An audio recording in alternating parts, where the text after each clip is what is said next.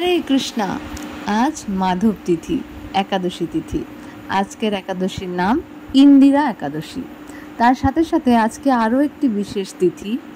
আজ ইসকনের প্রতিষ্ঠাতা আচার্য শ্রীল প্রভুপাদের বিশেষ কৃপাধন্য শিষ্য শ্রীশ্রীমৎ ভক্তিচারু স্বামী গুরু মহারাজের শুভ আবির্ভাব তিথি, ৮০তম আবির্ভাব তিথি, ব্যাস পূজা মহোৎসব।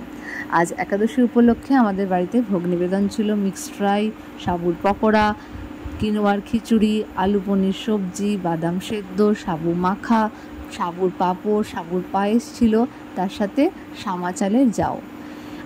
শ্রীল প্রভুপাদ তার প্রথম সাক্ষাতে শ্রীশ্রীমৎ ভক্তিচারু স্বামী গুরু মহারাজকে তার সমস্ত গ্রন্থের বাংলা অনুবাদ করার নির্দেশ দেন। শ্রীল প্রভুপাদের মহিমা সারা জগতে প্রচার করার জন্য শ্রীশ্রীমৎ ভক্তিচারু স্বামী গুরু মহারাজ প্রভুপাদের জীবনীর উপরে একটি চলচ্চিত্র, অভয়চরণ নামক চলচ্চিত্র উনি নির্দেশনা করেন এবং প্রচার করেন। শ্রীশ্রীমৎ ভক্তিচারু স্বামী গুরু মহারাজ কি জয়। শ্রীশ্রীমৎ ভক্তিচারু স্বামী গুরু মহারাজ ব্যাস পূজা মহোৎসব কি জয়।